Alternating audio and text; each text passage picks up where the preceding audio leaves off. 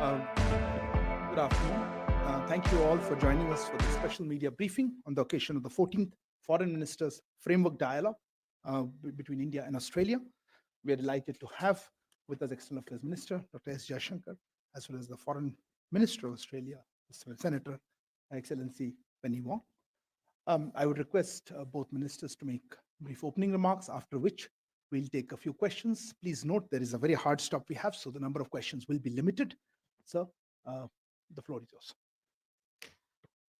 Friends from the media, first of all, let me welcome my friend, Foreign Minister Penny Wong, on her second visit to India as Foreign Minister this year. As you know, we have just concluded the 14th Foreign Ministers Framework Dialogue. We had a very good discussion, which really covered a very large number of subjects. Essentially, on the bilateral side, we took stock of where our ties are. We reviewed the progress made on different initiatives, especially the follow-up to the first annual summit, which took place between our prime ministers this year in May.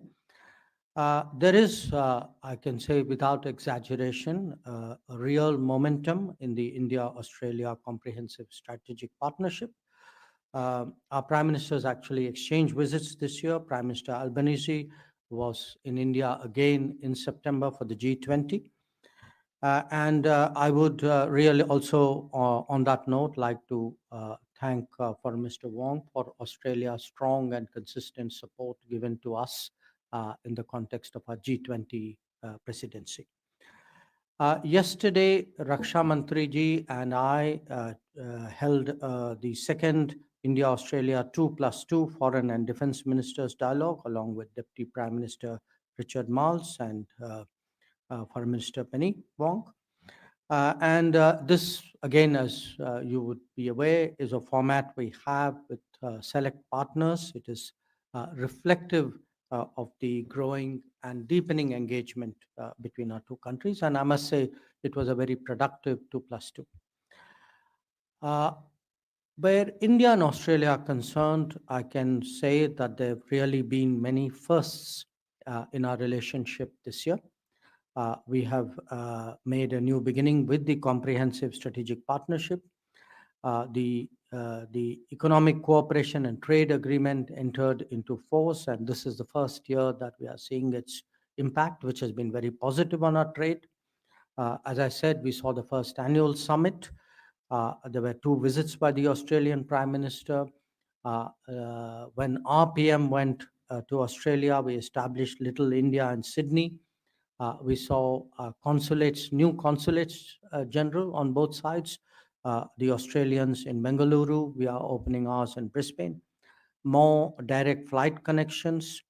The opening of the first Australian university campuses in India.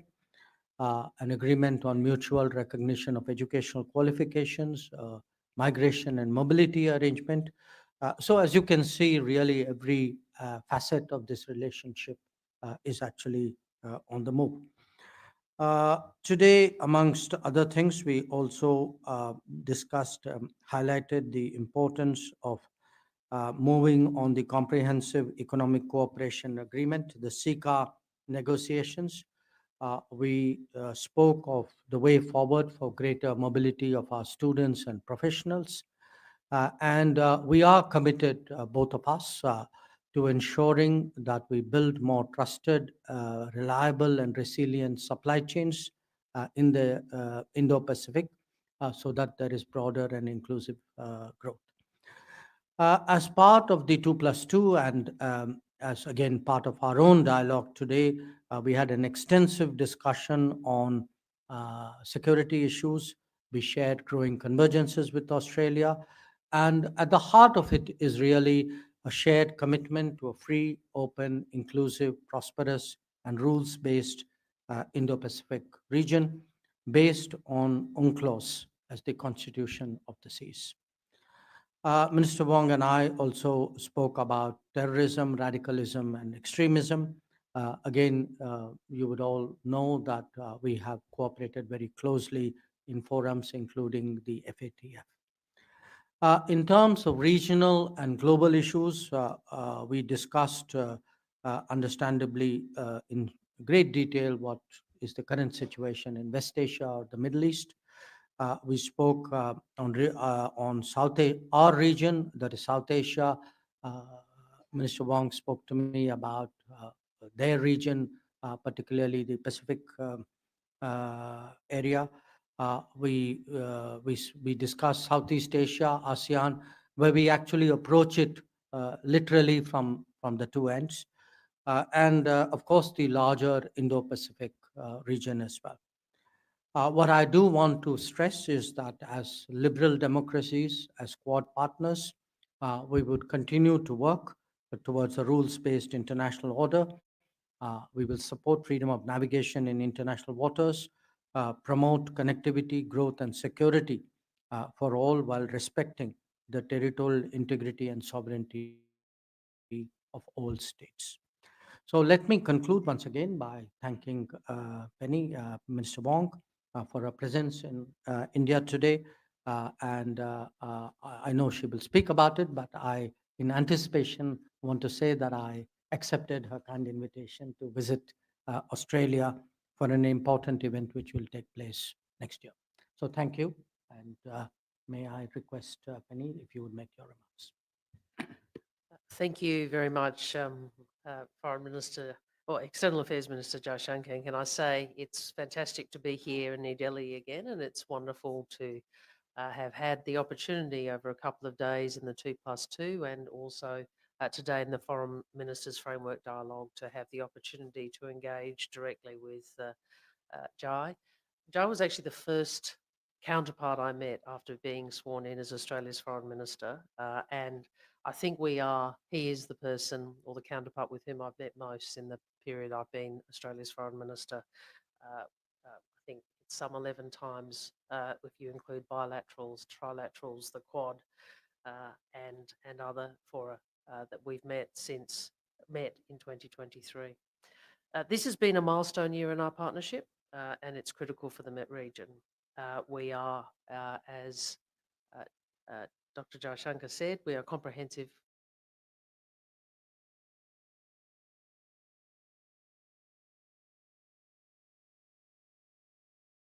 an interest in the sort of region we live in, an Indo-Pacific that is peaceful, stable, and prosperous, in which sovereignty is respected, and where all countries can benefit from a strategic equilibrium.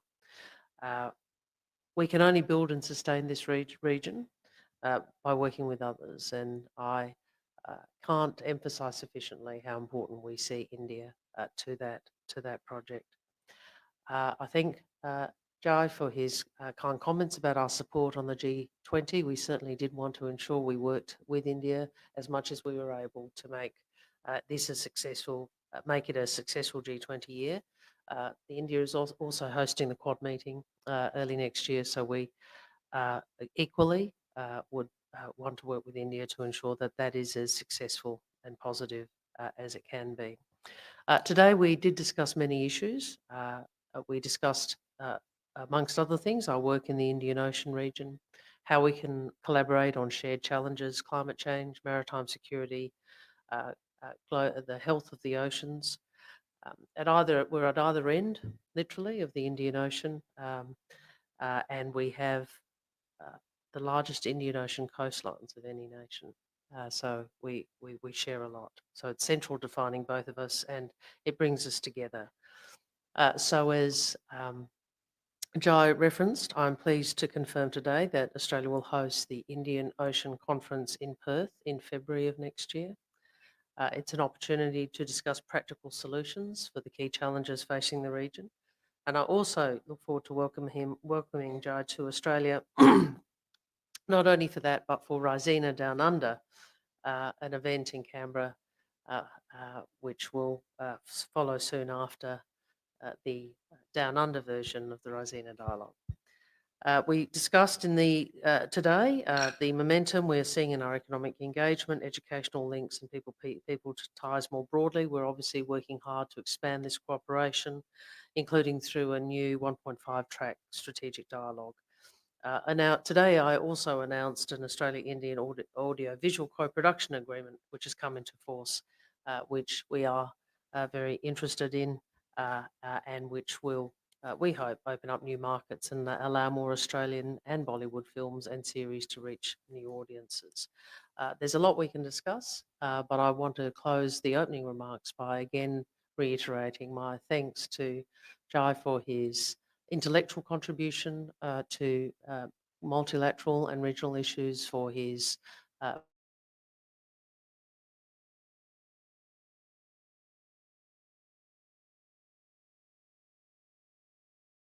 personal engagement in the partner for us as we continue to grow this very important bilateral relationship. Thank you, Honorable Ministers. If I could open the floor for questions, let me start. Okay, why don't you start? Yeah, please, microphone behind you. Please introduce yourself and the organization you represent. Hello, Minister. This is Rishabh from Times. Now, my question is to External Affairs Minister Dr. S. Jaishankar.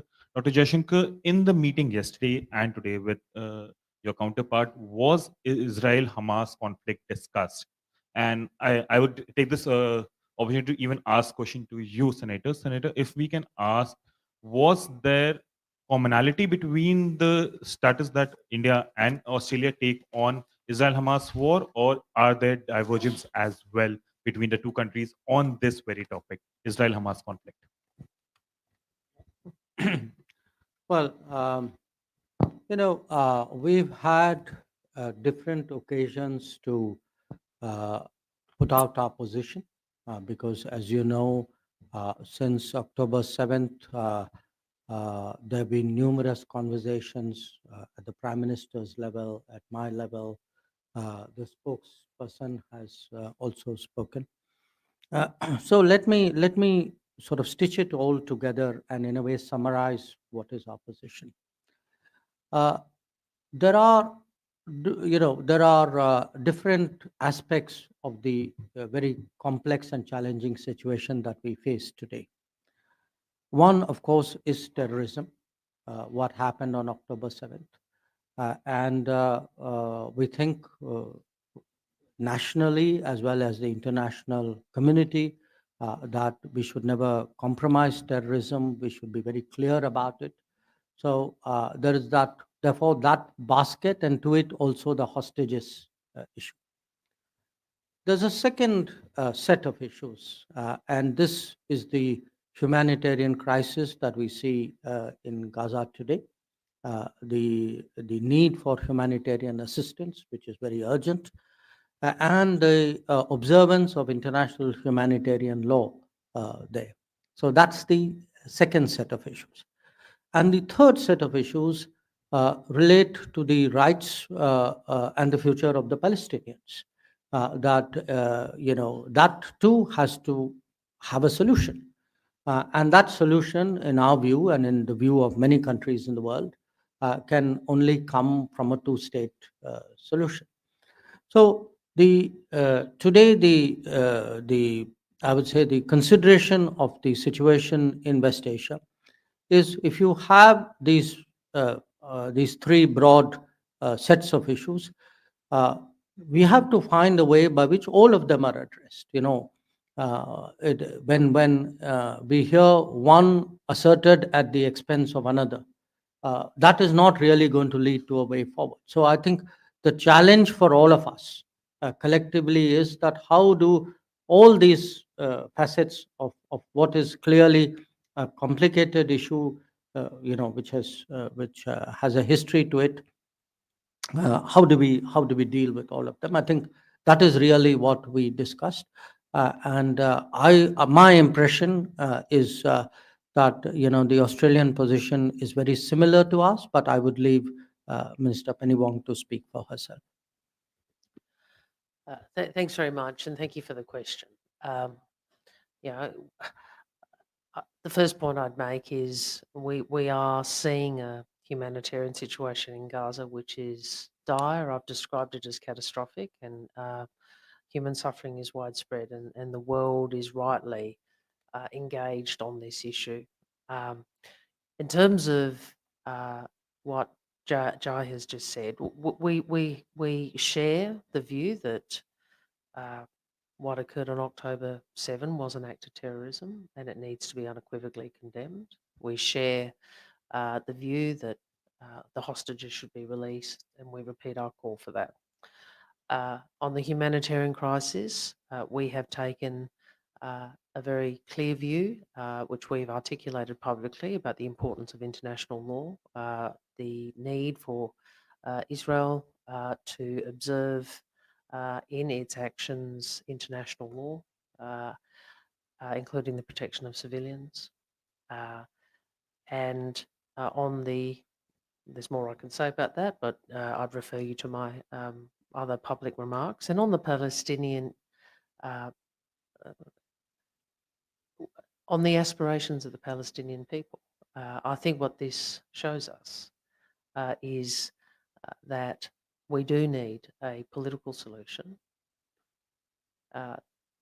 We do need to get to a point where we see both Israeli and Palestinian peoples living in peace and security behind international borders, and that progress to a two-state solution is required. I think that is clear from what has occurred. Now, we have made other comments, including in relation to humanitarian pauses only being the first step, and made the obvious point that all of us would like to see the next steps towards a ceasefire, but it can't be one-sided. And I've made those comments publicly previously. Thank you. Thank you, sir. May I, Sudhi, please? There. So, Shruti Ranjan from Bloomberg, sir. Question to both of you. Was the Quad, the proposed Quad summit discussed between the two ministers? And also, Senator, did you discuss the issue in Japan's exclusive economic zone where one of your Navy divers have been injured because of a Chinese destroyer? Thank you, sir. Yes, we did discuss the Quad at some length, and as the minister noted, the first time I actually met her as minister, because I'd met you when you were before you became a minister as well, was actually at a Quad meeting in Tokyo, which was your first day, if I remember rightly, or second.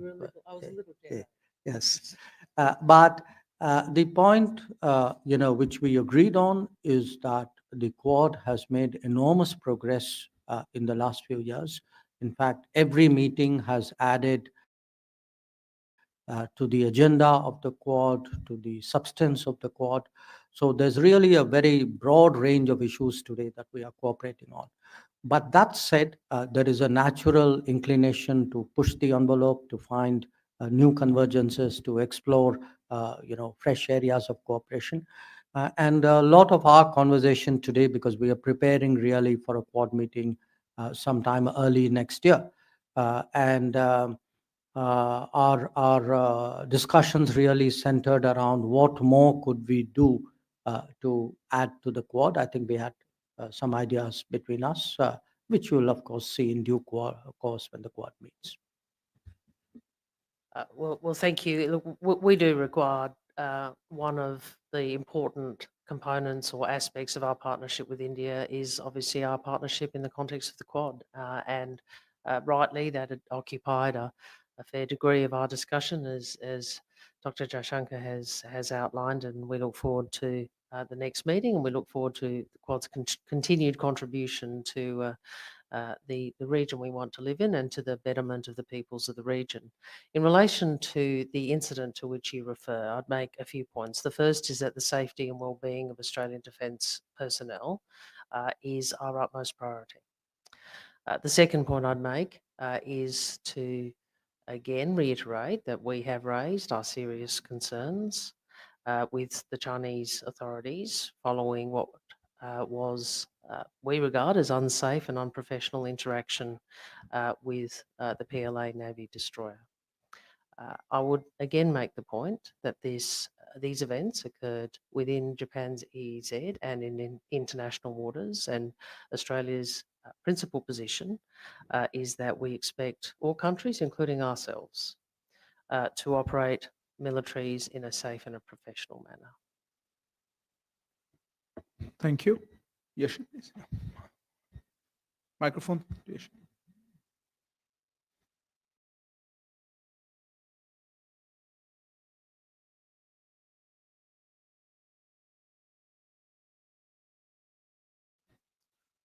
And Australia was the biggest trade partner and the biggest security anxiety. Can you elaborate a bit on that? Oh. Uh, did- and security and caused security anxiety also. I'm not sure I used the phrase anxiety, but that's okay. Look, I think one of the things we do share is, you know, we are both countries in a region. Obviously, India is substantially larger than we are. A region which is undergoing a lot of change, and we want to be part of shaping and influencing that change. We use the phrase peaceful, stable, and prosperous Indo-Pacific. I think Jai has a slightly different formulation, but they essentially are the same objective.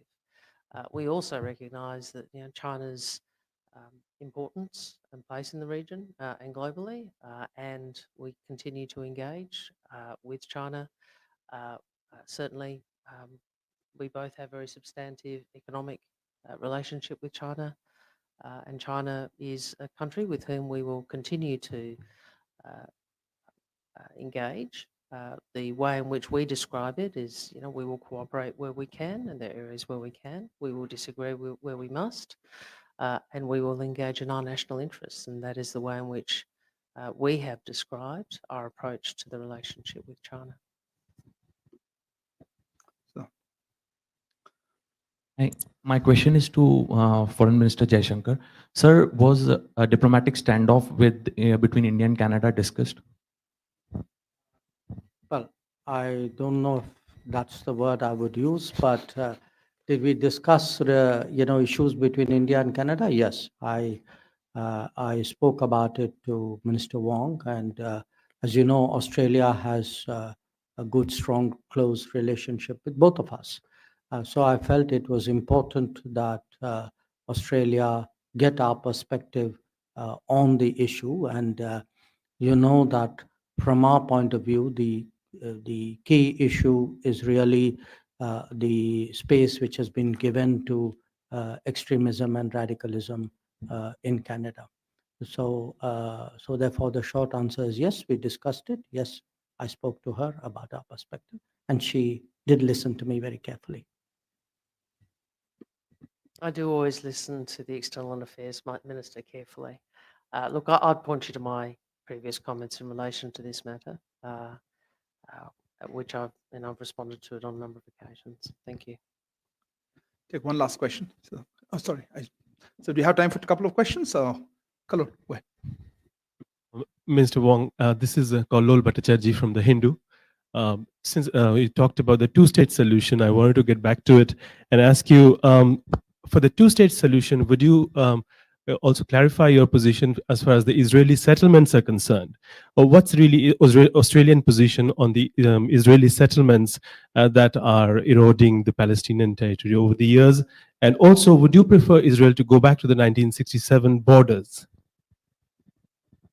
First, the matter of borders, I think, by definition, is a subject of negotiation in the context of a two-state solution. But on the issue of settlements, yes, I can be very clear that Australia has, under this government, expressed its view that the settlements are contrary to international law and unhelpful to progress towards a two-state solution. I think we are out of time, sir. And thank you all for joining us. Apologies in the next time. Apologies. Thank you very much for joining us. Good afternoon. Please wait for the ministers to leave.